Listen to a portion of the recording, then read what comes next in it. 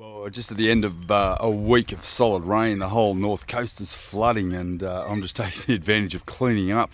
The boat's been cleaned off with heaps of fresh water, so pretty happy about that, to get all the grime and dirt off it from all the mud that's been flowing down the river. Now our river is just disgusting. So I'm heading down to the boat now. I'm going to keep working on the rigging. I've got to get the bridle on the front of the boat, the Seagull Striker bridle. Very important to get that on, because that's actually providing the tension down onto the deck before we actually get the mast on that's then going to pull back on the forestay. So there's a lot to do there, and there's a lot of planning to be done as well.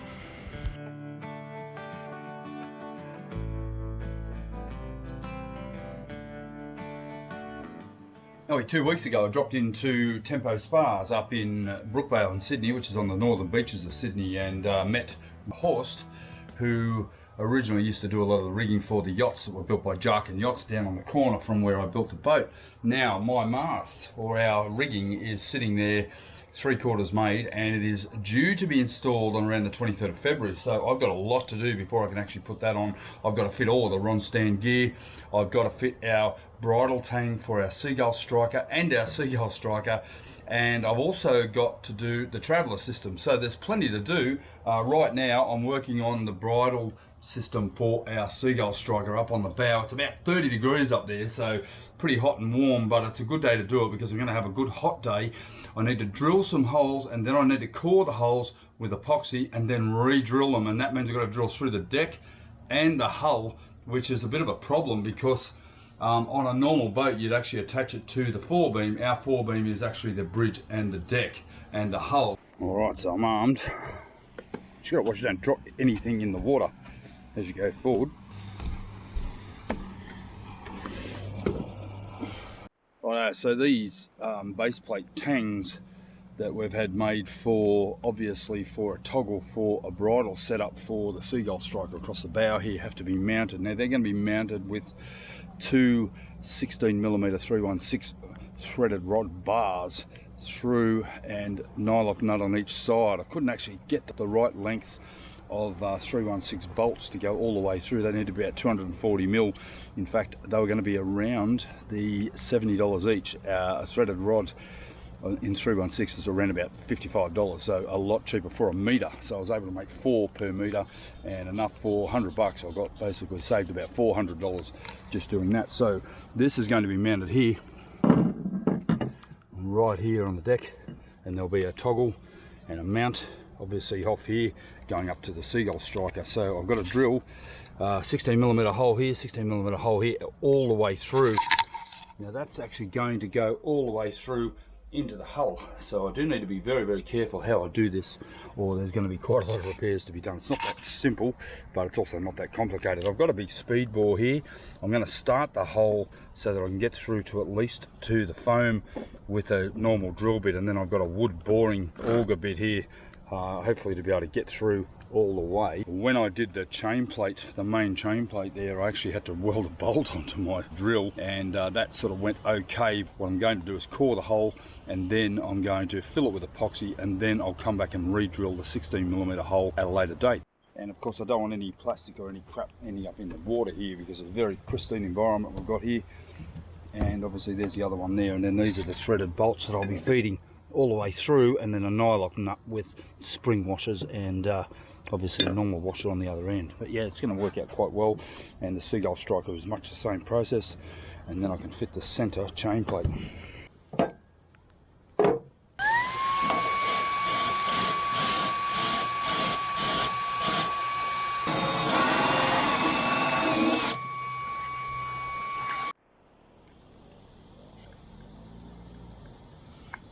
So you can see here the core is pretty much 80% of the thickness of the deck, and that needs to be sealed. Obviously coring is so important, and if I'm going to do a 16mm hole, I need to make sure I've got at least another 100% of that covered with the core to counteract any sort of movement. There's not going to be any movement, but obviously we want to have that totally sealed up with epoxy.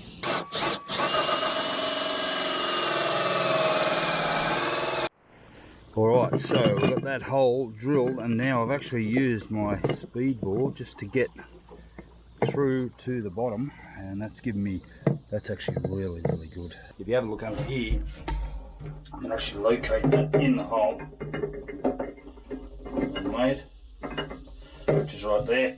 The other one's going to be here, a little bit further over, and I can locate that one too with the same process with the big speed bore that I've got here, the auger bit.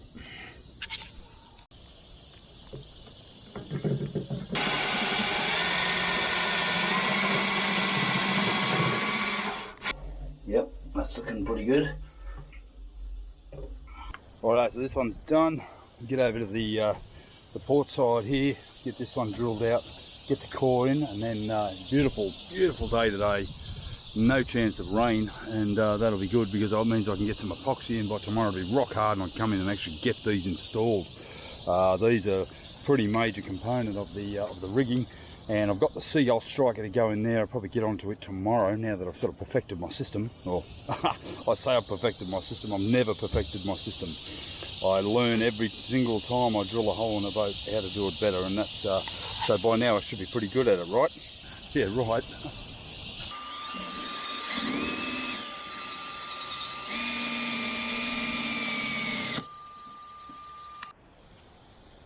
I've now got some mighty big holes here to fill, and I've got some epoxy here, and what I've done is just masked it off. I don't like to have sort of overfill or squeeze out as I put these in. I like to have them nice and neat, and I'll remove the masking tape before the stuff sets up.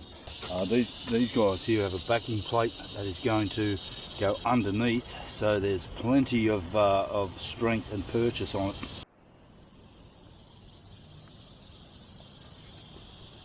So the Marine Rescue Base is right there. I can actually see Janet standing on the boat there, waiting at the floating berth down there, waiting for a call out, and that's their boat right there. And that's Huskisson there, where Janet and I had our business for 25 odd years. Yeah, absolutely beautiful spot here. We've got a couple of nice little beaches here to swim on. They're not ocean beaches, but 50 metres over there you can walk through the bush a bit further up here and you can get to an ocean beach. So yeah, we're very, very lucky. So fortunate to have scored this mooring. That's probably the best mooring in town, if not in Australia. All right, let's put these babies in. Now I've given this a good wipe with some acetone, given it a good sand just to get a better seal with the Sikaflex. Not really critical because they're wet lockers anyway, but I always try to keep as much water out as possible. I've got plenty of Sikaflex on here. Important thing is to do a continuous bead, not broken lines. And I always like to do a circle around any bolt protrusion. I'm going to remove the bolts later on. I need to put in the longer ones. These ones simply aren't long enough. But anyway, we'll get this in place now.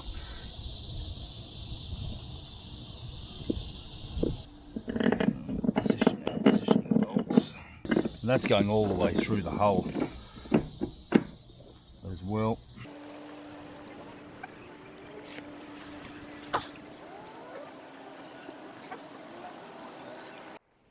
Okay, after a bit of persuasion, I got the holes to line up, which was a bit of a battle. So I need to determine the length of these large pins, and I'm going to add about another centimetre because I do have to put in an angled nut in there as a spacer. I don't want all that stress just being on that bolt on an angle there, and obviously this one here is not long enough either because I haven't got washers or anything yet. But what I've done is I've actually cut these to the plan, and they're about 30 millimetres too short. Not happy with that. A word of caution, working with a 50 centimetre long or 500 millimetre long speed bore auger bit and an inflatable, be careful.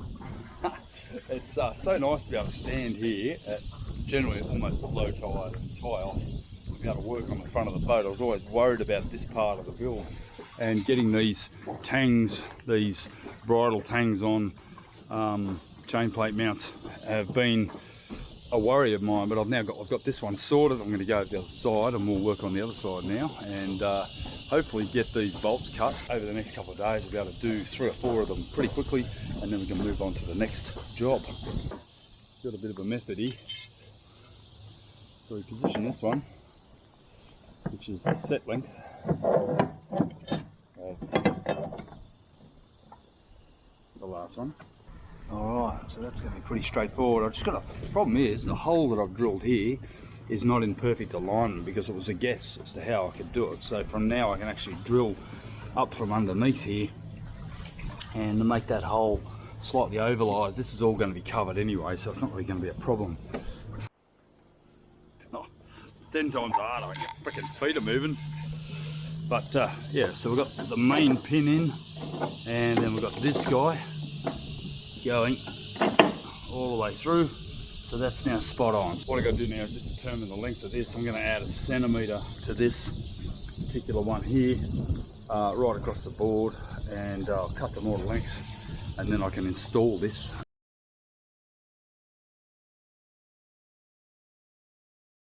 I've been waiting for a couple of hours to get up in here, waiting for the tide to go out and just inspect my work. And the other thing I need to do is to install my scupper drains, the ones that Janet so diligently made. I'm still getting blown around here. These scupper drains have to go up underneath the bridge deck here, and they've got to go on here. Now I've got just enough room here, even with my motor pulled up, just to float around underneath here. So good bridge deck clearance, and I'm going to basically glue these on like so.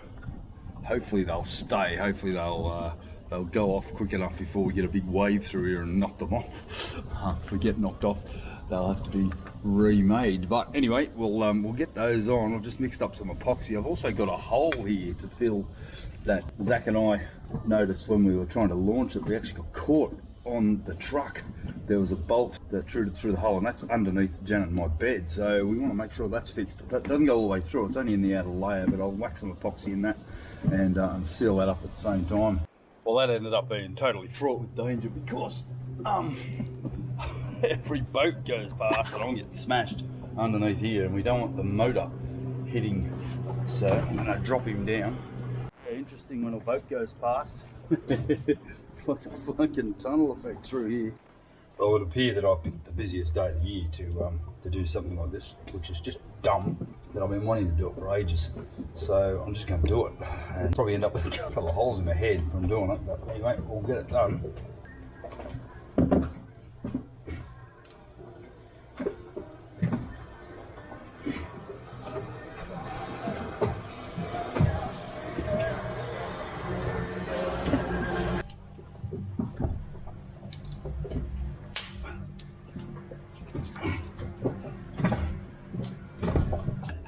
I'm hoping that in the time that I get these on, that will seal, and then I'll come back and clean them up, and then I'll do a little flow coat edge on them.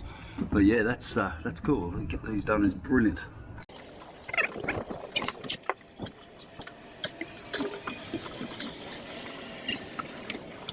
Do you actually mean that?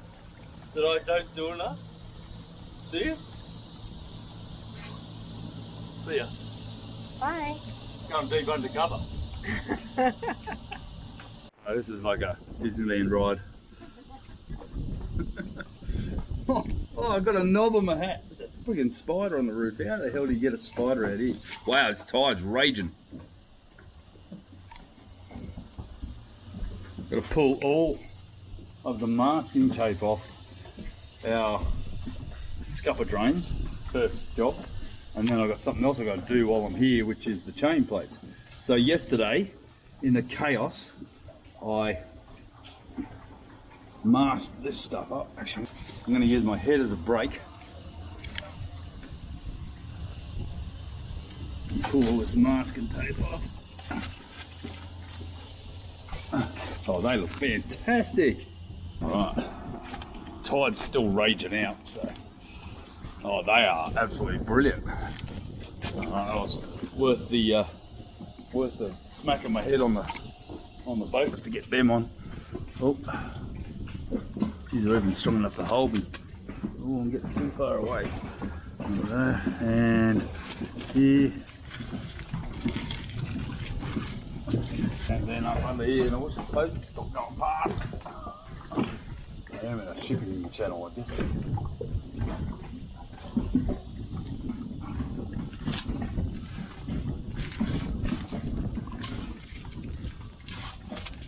For the 5 minutes that took to do that yesterday, you'd think I would have found 5 minutes to do it while I was in the yard.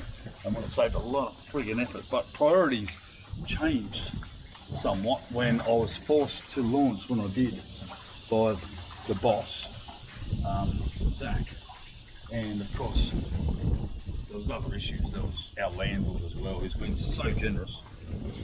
Our landlord enabled us to build our boat, basically for the rent we paid on the factory. So that is just insane. I took up,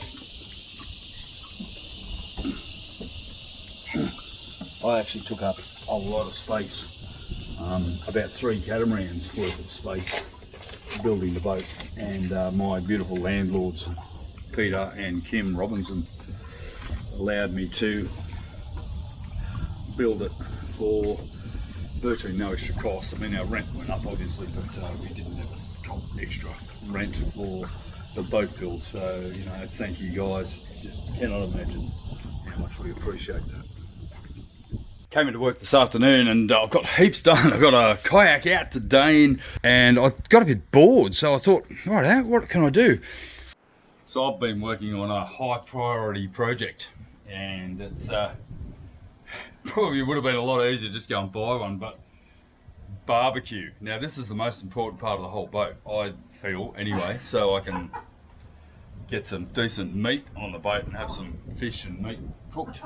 And we went through a number of different ideas about barbecue mounts, and we want it over here on the starboard side. Obviously over here we've got our helm and everything over here. I'm trying to keep things a little bit distant. The only problem is I don't want it overhanging the lounge suite. If we actually have it overhanging here, there's a good chance we're going to get spatter and stuff all over this seat, and ultimately there's going to be cushions on here. So I've come up with this concept, and I think it's a pretty cool one. This here is a slip ring that is in 2 pieces, and took a lot of work to sort that out. This here is a little project I've sort of had to come up with for our barbecue, where we've got to stand almost on the back of the sugar scoop to cook. And I've come up with this idea, which is basically a swiveling bracket that mounts onto the large supports, and I've just got some 316 left over from the uprights, and I've split it in 2. What I intend to do is turn this into a bracket that fits around the existing support with this on it, so that it'll swivel, so I can actually turn my barbecue around and make it actually go away when we're traveling, and be able to position it virtually wherever I want within reason. Now the other thing is you need to allow for the mount, and we went through all of that decision making about what type of barbecue to have, whether we buy a full stainless one or we love Weber. We've had Weber ever since we got married, and those little Qs are just superb barbecues. Probably going to end up with some corrosion issues long term, but they're cheap enough, you just buy another one, or you can buy all the parts for them. So I went into Bunnings the other day, which is our big hardware box store, and Bill, you're a legend, mate. You were there and you helped me out so much that we got a sewer trap outlet, which is PVC. So this is PVC, and it's a sewer trap outlet, and what it does, it actually had a tube, about 120mm tube thread, and it was in 3 pieces, or sorry, it's in 4 pieces, as you can see here.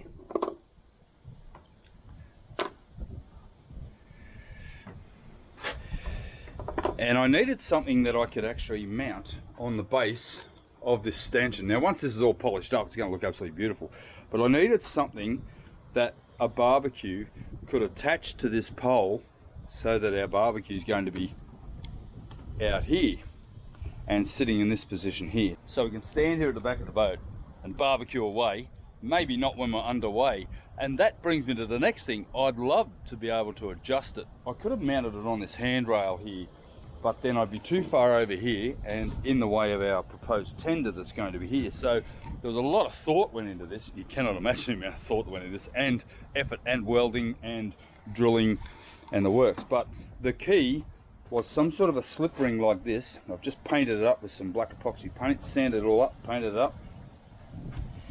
And that is going to carry my U-Butte barbecue bracket, which I'm going to just assemble here on the video to show you how it's all going to work. Alright, so I needed a slip ring that I could cut in half and mount around the base of the stanchion. And this was originally about another inch wider. which I've actually trimmed on my bandsaw. And then the secondary part actually allows for my barbecue mount to sit on it and provide a bit of a reduced friction. So, and I can put it in 2 pieces so that it all holds it together, and then I can put some screws up inside it, 316 stainless screws, and that gives me the whole thing can't be removed, and that's my slip ring or a bushing to stop the barbecue from scratching on the stainless. So with a number of 316 screws, I can actually pin this thing together so it won't come apart. Such a good idea this. Thanks to Bill at Bunnings. And we've bought a Weber BBQ barbecue because we just think they're good because they hold their heat, and you can buy parts for the thing dirt cheap rather than the marine barbecues are just ridiculous. But we had to buy the Magma marine barbecue mount to mount the Weber Q, and then it didn't fit, so I had to modify that too. So it cost me another 50 bucks. So it was like 200 bucks just for the mount, and then another 8 hours of work just to make the mount. So that is now on and it can't remove. So I love that. I think that is so cool. So the next vital part of this Ross built marine barbecue adapter is this.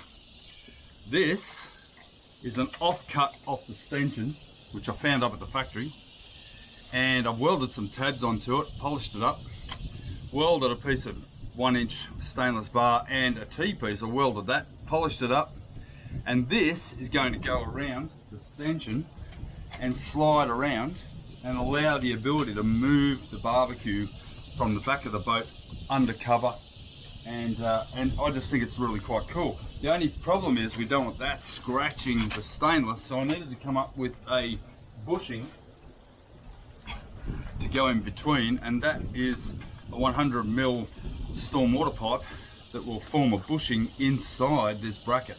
So quite a lot of thought has gone into this, and it remains to be seen whether it's going to work yet. So let's give it a crack. I've been back and forth about 4 times with this. Every time I come down, I bring this down and play with it. So this is going to go on like so and form a bushing. So a bit, which took a lot of work because these here are the Magma barbecue mounts that clamp on, and the barbecue is going to sit on this. And these here, well, they didn't come with it. A short version of it came with it, which didn't fit the base of our barbecue. It seems to fit the Q, but not the baby Q. And these are removable, so everything's nice and simple. And I wanted a way to be able to turn this around and store it. So I came up with this idea. Right, so when you can't buy something that you really need, you've got to invent it. And I'm loving the fact that I can go to the factory and invent, and I don't get into trouble because it's not too big a modification. But the idea is that on a really wet and wild day, we can actually barbecue under our cockpit roof. When we want to store it away, we can pack it here, and it's packed away, and we can put a cover on it. So when the lid's on, our BBQ, the lid can open fully, and we can shut it down. And even when it's cooking, we can actually have it put away in here on a wet and wild day. But on a sunny day, and we want to stay outside or cook out on the sugar scoop. Oh, look at that! How cool is that? I mean, that is just cool. And the great thing... Bit excited, Dan? I'm bloody excited. It's amazing it's come to fruition. I mean, there's more work's gone into that than the helm station. And we challenge that. If we're on a long passage and we're using the back lounger, we can actually store it in here, packed away, nice and sheltered and protected. But I reckon I should market that to all these people who have got barbecue issues. But that's freaking fantastic. That's a great idea. Yeah, it is cool, eh? Yeah, because most of the ones that you get attached to something like this, so that's actually a nice option. I don't know. I couldn't mount it there because I can't stand over water, and we've got the tent here, so this is totally out of the way.